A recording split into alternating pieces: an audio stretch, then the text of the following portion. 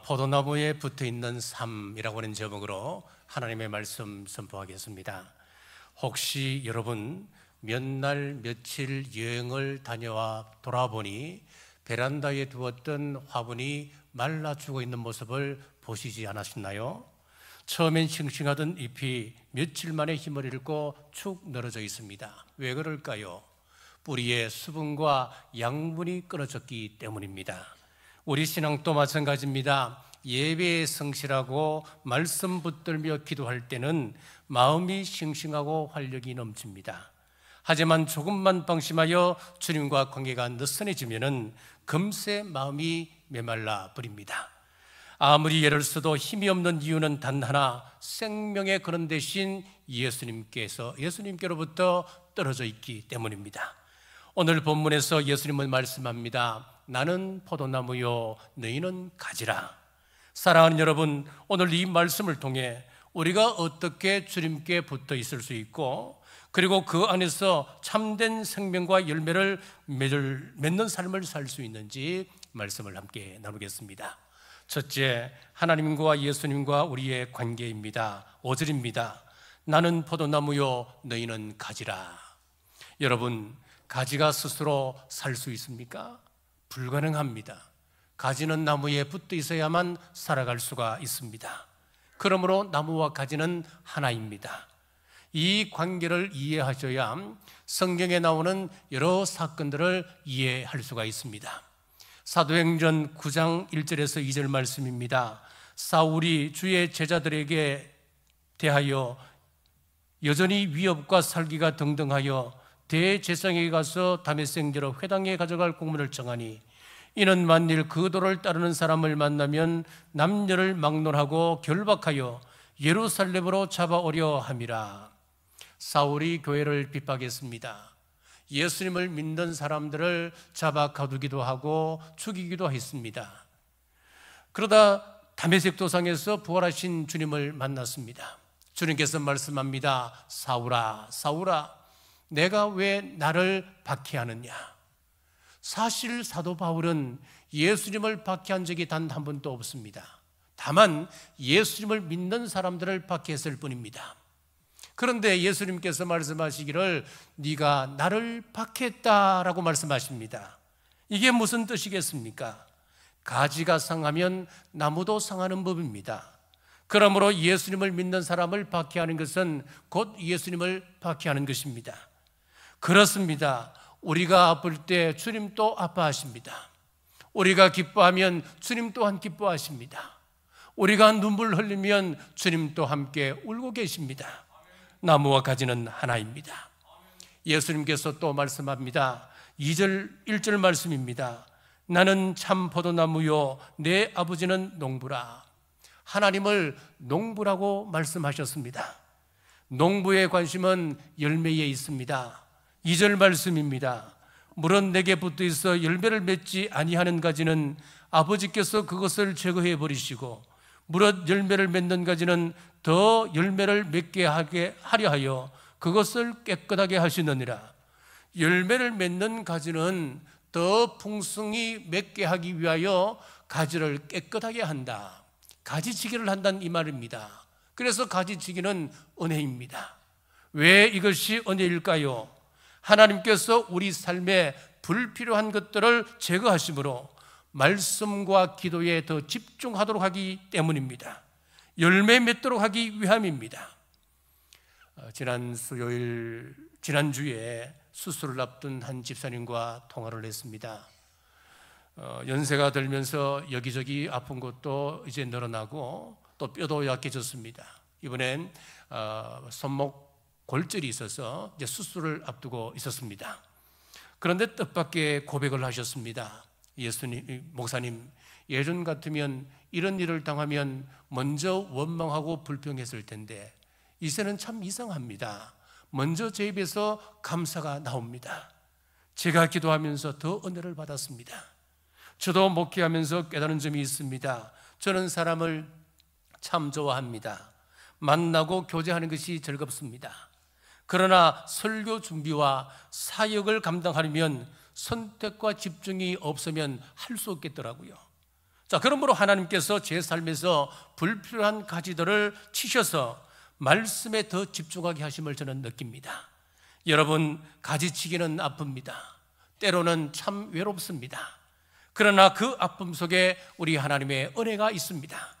그 은혜를 감사함으로 받고 더욱 열매 맺는 삶 되시기를 주님의 이름으로 축복합니다. 2절 상반절에 이런 경고의 말씀이 있습니다. 물은 내게 붙어 있어 열매를 맺지 아니하는 가지는 아버지께서 그것을 제거해 버리시고 열매 없는 가지는 제거해 버리신다 하셨습니다. 마태복음 7장 21절에서는 더 무서운 말씀을 하십니다.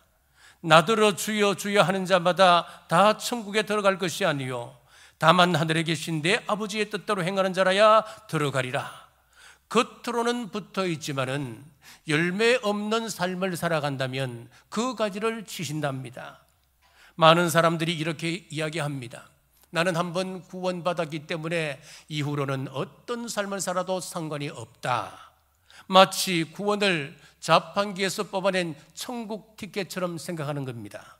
그러나 성경은 분명히 말씀합니다. 내 안에 거하면 열매를 맺고 열매를 맺지 아니하면 그 가지를 제하여 버린다. 사도 바울도 로마서 11장 20절에서 말씀합니다. 옳도다 그들은 믿지 아니함으로 꺾이고 너는 믿음으로 섰느니라. 높은 마음을 품지 말고 도리어 두려워하라.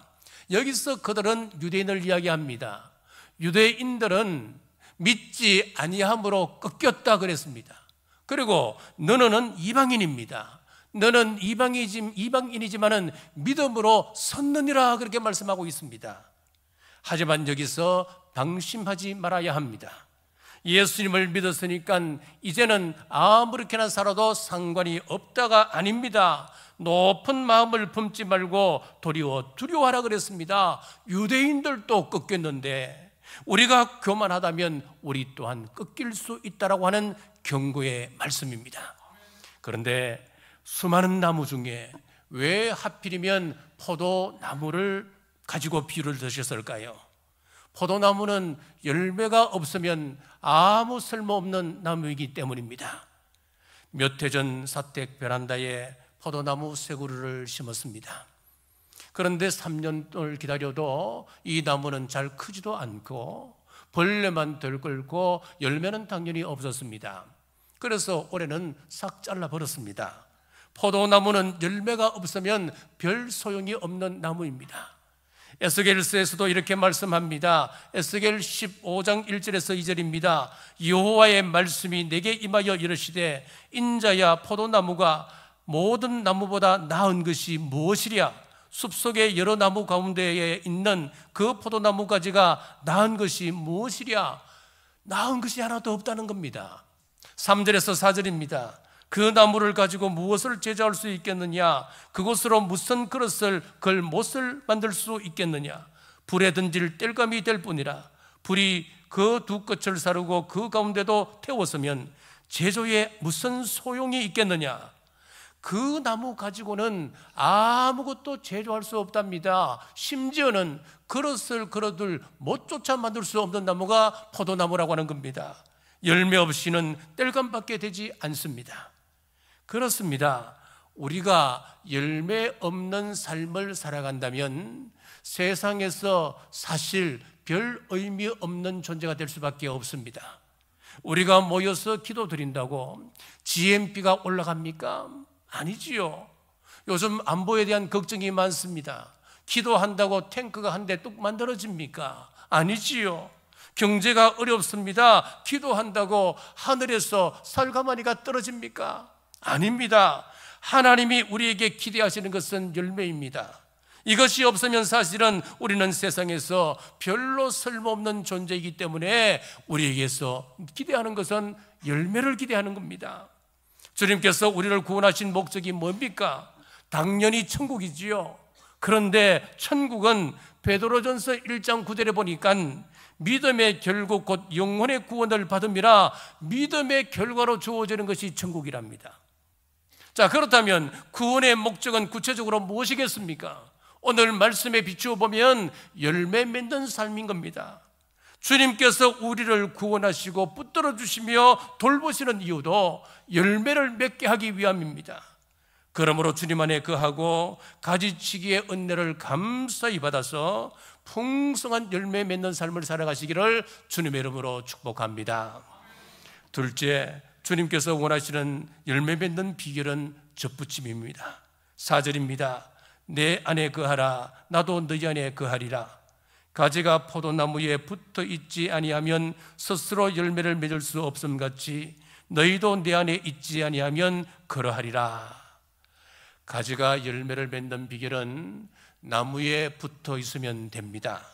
생명은 나무로부터 오기 때문입니다. 혹시 영적으로 메마르다고 느끼고 계신 분 아니 계신가요? 다시 주님께 붙어 있으십시오. 말씀에 붙고 기도에 붙고 신앙 공동체에 붙으십시오. 붙어 있으면 반드시 열매를 맺습니다. 그런데 참 이상합니다. 왜 반복적으로 이 가지는 나무에 붙어 있어야 한다, 절대로 떨어지면 안 된다라고 말씀하고 있습니까? 가지가 나무에 붙어 있는 것은 너무나 당연한 것 아니겠습니까? 당연한 것을 왜 강조하여서 떨어지면 안 돼, 떨어지면 큰일 나, 끝까지 붙어 있어야 돼 말씀하는 걸까요? 여기에 중요한 메시지가 있습니다. 로마서 11장에서는 감람나무로 비유하고 있습니다. 우리는 본래 돌감람나무였는데 참 감람나무에 접붙임을 받았다고 말씀합니다. 여기 감람나무 대신에 포도나무를 넣어 보십시오. 요한복음 11장 15장 1절에 보니까 참 포도나무라고 예수님께서 말씀하셨습니다. 그냥 포도나무라고 하시면 될 텐데 왜 구태여 참 포도나무라고 말씀하셨을까요? 자, 그러면은 나쁜 포도나무도 있다는 말 아니겠습니까? 이사야서 5장 2절에 보시면은 땅을 파서 돌을 제하고 극상품 포도나무를 심었도다. 그 중에 망대를 세웠고 또 그 안에 술터를 팠도다. 좋은 포도 맺기를 바랐더니 덜 포도를 맺었도다. 그렇습니다. 덜 포도나무가 있는 겁니다. 좋은 포도나무를, 포도 열매를 얻기 위하여 농부들은 접붙임을 합니다. 우리 동영상을 한번 보시겠습니다.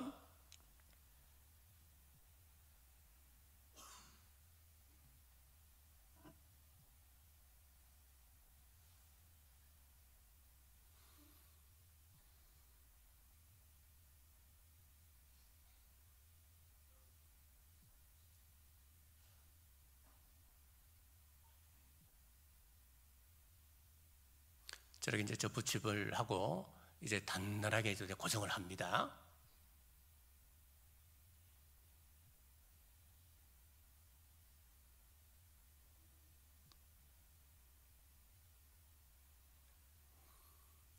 자, 울릉도에는 이 바람이 굉장히 강하게 불입니다. 강하게 불기 때문에 이 과일 농사 짓기가 쉽지 않습니다. 그래서 울릉도는 과일이 굉장히 귀합니다. 감나무는 귀하지만은 대신 고염나무가 많습니다. 이 고염나무를 보시면은 아주 작은 감이라 생각하면 돼요. 감 모양과 똑같습니다. 마치 엄지 손톱만한 크기밖에 되지 않잖아요. 그런데 이 고염나무는 뿌리가 굉장히 강합니다. 그래서 겨울에도 또 추위를 덜 타고 가뭄도 잘 견뎌내고 병충해도 강합니다. 그리고 척박한 땅에도 이 고염나무는 잘 자랍니다. 열매는 겨울에 서리를 맞고 자연 건조가 되면은 아이들 겨울 간식으로는 꽃감처럼 달고 맛이 있습니다. 자, 그런데 신품종 감나무는 열매는 크고 맛은 좋지만은 병충해에 약하고 환경 변화에 매우 약합니다. 그래서 농부들은 이 고염나무 뿌리, 그 나무에다가 좋은 감나무를 가지고 와서 그 가지를 여기다가 접을 붙이는 거예요. 그러면 놀랍게도 그 나무에는 좋은 감나무가 열리기 시작합니다. 감이 열리게 되는 겁니다. 이처럼 튼튼한 고염나무에 신품종 감나무 가지를 접목하는 것이 일반적인 상식입니다. 자, 그런데 오늘 로마서를 한번 보시면은 우리의 상식을 완전히 바꿔버립니다. 정반대로 말씀하는 겁니다. 로마서 11장 24절 같이 한번 읽어보겠습니다. 내가 원 돌 감람나무의 찍힘을 받고 본성을 거슬러 좋은 감람나무의 접붙임을 받았으니, 자, 여기 보시면은 참 감람나무에 돌 감람나무 가지를 접붙인다 그랬어요. 참 포도나무에 덜 포도나무 가지를 접붙인답니다. 그러면은 어떤 현상이 생길까요? 우리 일반 상식으로 보면 여기는 돌 감람나무 열매가 가득 열리게 되는 겁니다. 덜 포도 열매가 가득 열리게 되는 겁니다. 로마서 11장 17절 같이 읽겠습니다. 또한 가지 얼마가 꺾이었는데 돌 감람나무인 내가 그들 중에 접붙임이 되어 참 감람나무 뿌리의 진액을 함께 받는 자가 되었은저. 일반 상식과 정반대입니다. 원래 우리 본성은 악합니다. 우리의 생각은 늘 악합니다. 어려서부터 생각이 악하고 좋은 열매 맺을 능력은 전혀 없습니다. 사도 바울도 분명히 이 상식을 알고 계셨을 텐데 왜 이렇게 이 비유를 당당히 이렇게 성경에 기록하고 있을까요? 이 며칠을 고민하며 자료를 찾았습니다마는 시원한 해석이 없었어요. 그래서 이 예화를 쓸까 말까 고민을 많이 했습니다. 성경 말씀은 이런 접붙임의 원리에 관한 설명이기 때문에 상식에 맞지 아니하여도 이해하고 들으시면 됩니다, 이렇게 전달하고 이 예화를 쓸까 고민을 참 많이 했습니다. 자, 그러던 중 금요일 새벽 기도 때 문득 이 생각이 순식간에 지나가는 겁니다. 로마서 11장 23절입니다. 같이 읽겠습니다. 그들도 믿지 아니하는데 머무르지 아니하면 접붙임을 받으니리 이는 그들을 접붙이실 능력이 하나님께 있음이라. 아멘. 복음은 인간의 상식을 뛰어넘는 은혜입니다, 여러분. 우리가 원한 것이 아니었잖아요. 우리 하나님께서 하나님의 능력으로 우리를 접붙여 주셨다라고 말씀하고 있습니다. 그래서 이제 우리에게는 예수님의 수액이 흐르고 우리의 예수님의 성품이 우리 안에 자리 잡고 있으며 예수님의 인격이 우리에게 스며들어서 세상 원리와는 다르게 우리의 본성을 거스르고 주님께서 원하는 열매를 맺게 해주신다는 겁니다. 이것이 하나님의 능력입니다. 그 열매는 바로 성령님의 9가지 열매입니다. 갈라디아서 5장 22절에서 23절입니다. 오직 성령의 열매는 사랑과 희락과 화평과 오래 참음과 자비와 양선과 충성과 온유와 절제니 이 같은 것을 금지할 법이 없느니라. 하나님의 능력으로 이방인인 저와 여러분을 참 감람나무에 접붙여 주셨으니까 우리의 생각이 바뀌고 우리의 말이 바뀌고 우리에게서 감사가 터져나오기 시작하는 것입니다. 하나님께서 기적을 베풀어 주신 겁니다. 기적은 추상적이지 않습니다. 구체적입니다. 예수님께 접붙임을 받으니 우리 하나님의 꿈이 나의 비전이 됩니다. 우리 예수님의 성품이 나의 인격이 되는 것입니다. 성령님의 권능이 나의 능력이 됨을 믿으시기를 주님의 이름으로 축복합니다. 이제 예수님께서 왜 반복해서 가지는 나무에 붙어 있어야 한다 하는 것을 이해하게 되었습니다. 원래 가지는 나무에 붙어 있는 것이 당연합니다. 단단하게 붙어 있어서 태풍이 와도 꺾이지 않습니다. 그러나 접붙임을 받은 그 가지는 온전히 붙어 있지 아니하면 늘 연약하여 약한 바람에도 떨어질 수밖에 없습니다. 그래서 주님께서 계속 내 안에 거하라 말씀하십니다. 룻기에 보면 단단히 붙은 가지와 떨어져 버린 가지가 나옵니다. 룻기 1장 14절 중반절입니다. 오르바는 그의 시어머니에게 입맞추되 룻은 그를 붙쫓았더라. 오르바는 그 시어머니에게 입맞추었다. 이거는 이별의 그 기스입니다. 그리고 눈물을 흘리며 돌아갔습니다. 그러나 룻은 끝까지 따라갔습니다. 그냥 따라간 것이 아니고 룻기서 표현을 보니까 붙쫓았다 그렇게 되어 있어요. 붙쫓았다라고 하는 히브리 원어를 보면은 다바크라고 하는 단어를 쓰는데 매달리다, 착 달라붙다 그런 뜻을 가지고 있습니다. 원래 이 두 며느리는 모압 사람이었습니다. 결혼을 통하여 이스라엘 백성에게 붙었던 사람이었습니다. 그런데 오르바는 떨어졌고 룻은 끝까지 붙었습니다. 룻이 이렇게 고백합니다. 16절에서 17절입니다. 어머니의 백성이 나의 백성이 되고 어머니의 하나님이 나의 하나님이 되시리니 어머니께서 죽으시는 곳에서 나도 죽어 거기 묻힐 것이라. 오르바의 신앙은 순간의 감정이었지만은 룻은 끝까지 다바크 딱 달라붙었습니다. 그 믿음으로 룻은 다윗의 증조모가 되었고 예수 그리스도의 그 족보의 이름이 올라가는 영광을 누리게 되었습니다. 이것이 복음입니다. 오늘 우리의 선택도 같습니다. 잠시 감정적으로 주님을 따를 것인가, 아니면 룻처럼 끝까지 붙어 있을 것인가. 끝까지 주님 안에 붙어 있을 때 우리 삶은 열매 맺고 영원한 기업을 누릴 수 있음을 믿으시기를 주님의 이름으로 축복합니다. 셋째, 가지의 특권은 기도입니다. 7절입니다. 너희가 내 안에 거하고 내 말이 너희 안에 거하면 무엇이든지 원하는 대로 구하라. 그리하면 이루리라. 사랑하는 여러분, 기도는 성도의 특권입니다.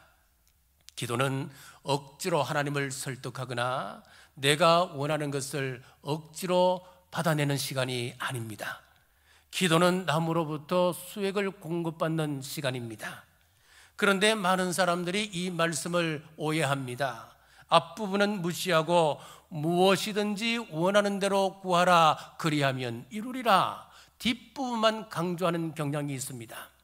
그런데 성경은 분명히 조건을 걸고 있습니다.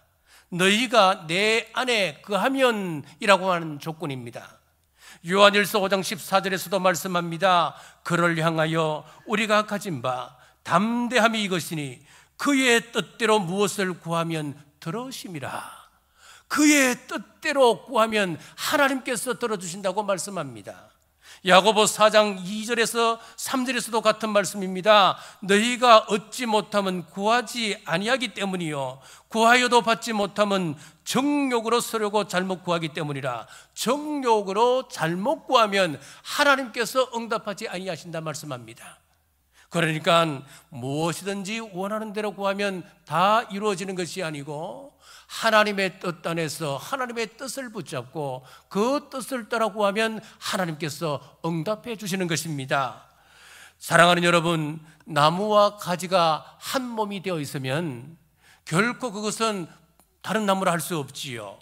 나무의 소원과 나무의 가지의 소원이 다를 수가 없는 겁니다. 우리가 예수님 안에 거하면 우리의 소원이 예수님의 소원과 같아지게 됩니다. 그때 기도는 응답받습니다. 다윗의 삶을 보십시오. 그가 하나님께 붙어 있을 때는 그는 어디서든 승리를 경험했습니다. 백전백승의 정말 무패의 신화를 갖고 있는 다윗이었습니다. 그런데 하나님으로부터 떨어졌을 때 그는 아무것도 통제할 수 없는 무능한 인간이 되었습니다. 아들 암논이 배다른 여동생 다말을 급탈했을 때, 아들 압살롬이 암논을 죽이는 과정에서, 또 아들이 반란을 일으키는 그런 상황에서도 그런 아무런 통제력도 발휘할 수가 없었습니다. 하나님으로부터 떨어져 있었기 때문입니다. 이것이 붙어 있음과 떨어짐의 차이입니다. 그렇다면 능력 있는 기도가 무엇일까요? 어떤 사람은 40일 새벽 기도하면 다 이루어져 라고 말합니다. 그렇던가요? 아닙니다. 그러면 100일 철야 기도를 하면 이루어질까요? 아닙니다. 진정 능력 있는 기도는 하나님의 뜻에 맞는 기도입니다. 언제 어디서든 주님 안에 거하면 주님의 뜻을 알게 되고 그 뜻을 따라 구하면 반드시 이루어집니다. 부모가 자녀에게 주는 것과 똑같습니다. 아들이 밥을 달라 하는데 안 줄 부모가 어디 있습니까? 어머니 아버지께 열심히 공부하겠습니다, 내가 성적을 올려야 되겠습니다 하는데 참고서를 안 사줄 부모가 어디 있습니까? 하지만 과일을 깎는데 이제 각 그런 말을 뗀 아들이 칼을 달랍니다. 그 칼을 줄 부모가 어디 있습니까? 부모의 뜻과 자녀의 요구가 일치할 때 기꺼이 주는 것처럼 우리의 기도도 주님의 뜻과 일치할 때 응답이 있습니다. 혹자는 이렇게 말합니다. 나는 기도를 잘 못해요. 말 주변이 없었어. 그런데 여러분, 기도는 이 말 주변과 상관이 없습니다. 유창한 말솜씨가 중요한 것이 아닙니다. 기도는 하나님과의 관계 속에서 드려지는 호흡과 같기 때문에 우리가 숨을 쉬듯이 하나님 잘못했습니다, 하나님 이것이 필요합니다, 하나님 감사합니다, 도와주세요, 그렇게 하는 것이 기도입니다. 예수님도 겟세마네 동산에서 내 뜻대로 마옵시고 아버지의 뜻대로 하옵소서, 참된 기도는 내 뜻을 관철시키는 것이 아니고 하나님의 뜻에 동의하는 것입니다. 사랑하는 여러분, 혹시 기도가 잘 안 된다고 느끼십니까? 그렇다면 다시 믿음의 자리, 기도의 자리로 돌아가십시오. 주님께 붙어 있으므로 주님 닮은 열매를 풍성히 맺기를 주님의 이름으로 축복합니다. 말씀을 맺겠습니다. 예수님은 참 포도나무입니다. 우리는 가지입니다. 우리는 나무 없이 단 한순간도 살아갈 수가 없습니다. 포도나무이신 주님께 붙어 있을 때 우리는 참 생명을 얻고 기도의 응답을 경험하며 풍성한 열매를 맺을 수 있습니다. 사랑하는 여러분, 스스로에게 한번 물어보십시오. 나는 정말 주님께 붙어 있는가? 나는 지금 다바크 주님께 딱 붙어 있는가? 말씀의 거울에 비추어서 자신을 겸손히 점검하시기를 주님의 이름으로 축복합니다. 기도하겠습니다. 하나님 아버지, 오늘 저희를 포도나무에 붙은 가지처럼 주님 안에 붙들어 주심을 감사합니다. 주님, 저희를 깨끗하게 하시고 말씀으로 가지를 다듬으사 더 풍성한 열매 맺게 하옵소서. 저희가 늘 주님 안에 거하게 하시고 주님의 사랑 안에서 삶이 살아나게 하옵소서. 저희의 마음과 생각이 세상의 유혹과 염려로 흔들릴 때도 주님께서 친히 붙들어 주심을 믿으며 다시 오실 예수님 이름으로 간절히 기도드리옵나이다. 아멘.